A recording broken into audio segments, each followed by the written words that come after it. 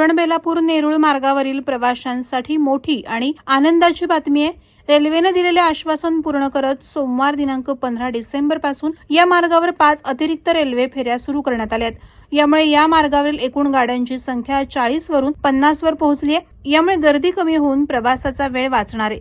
Navi Mumbai airport सुरू झाल्यानंतर इथे राहणाऱ्या लोकांची संख्याही वाढणार आहे। अतिरिक्त गाड्यांसोबतच या मार्गावर 2 नवीन रेल्वे स्थानकही सुरू करण्यात आली आहेत। या मार्गावर 100 कोटी खर्च करून तयार करण्यात आलेले तरघर स्टेशन आणि गव्हाण ही 2 नवीन स्टेशन्स कार्यान्वित होत आहेत। या तरघर हे महत्त्वाचं स्टेशन समजलं जात आहे।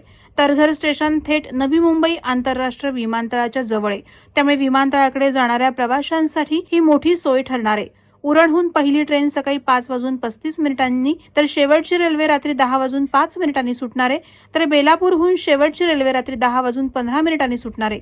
या नवीन गाड्या आणि विस्तारित वेळेमुळे प्रवाशांचा प्रवास आता जलद आणि अधिक सोयीचा होणार आहे। वाढलेल्या सेवा, विशेषतः पीक अवरमध्ये वाढलेली वारंवारता आणि विस्तारित सेवा वेळ यामुळे प्रवाशांचा प्रवास अधिक जलद, सुरळीत आणि सोयीस्कर होणार आहे। प्रवाशांनी याची नोंद घेऊन त्यानुसार आपल्या प्रवासाचं नियोजन करावं, असं आवाहन रेल्वे प्रशासनाकडून करण्यात आलं आहे। वादळवारा लाईव्हसाठी न्यूज ब्युरो, उरण।